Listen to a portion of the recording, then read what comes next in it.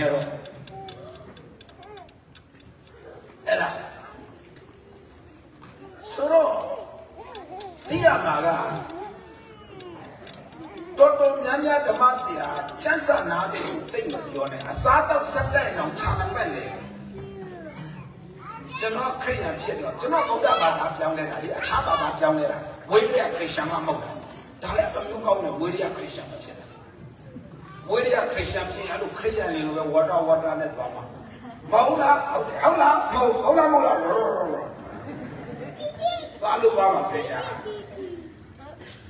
အစားတော့စက်ကတ်အောင်မှတဲ့အောင်မစက်ကတ်တတ်ဘူးတော်တော်များများနေရဆရာအစားတော့ချီးမွမ်းဖျားတဲ့ဒီအစားတော့ကိုစားရင်ကာယခွန်အားကိုဒီခွန်အားကိုပွားစီပါဟမ်ဒီသမီးစားရင်ဝိညာဉ်ခွန်အားတိုးလာဖြေလေဒီခေါက်ဆွဲသွားစားဝိညာဉ်ခွန်အားတိုးလာဒီသမီးစားလို့ဝိညာဉ်ခွန်အားတိုးရင်ချမ်းသာတန်းအောင်လုပ်ကြမလို့အခုတော့ကျွန်တော်လေးပေါ်မှာပြန်နေလောက်စားတာပါအစားလေကာယအစားဆိုဘာတိုးမလဲကာယခွန်အားပေါ်ဘယ်လိုလုပ်နေဝိညာဉ်ခွန်အားတိုးမလဲအစားအောင်စက်ကတာတော့ချမ်းသာပတ်လေ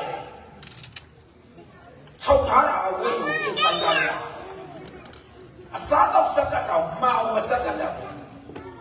ဘယ်လိုလုပ်လဲနီကိုဒီကြီးဓမ္မဆရာပဲ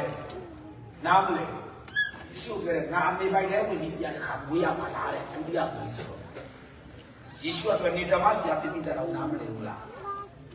ပြောချင်တဲ့အတိတ်ကဘလောက်ပဲချမ်းသာတည်တည်ဘုရားကိုဖွင့်ပြဖို့လိုလားအေးဘုရားကိုဖွင့်ပြဖို့လိုတယ်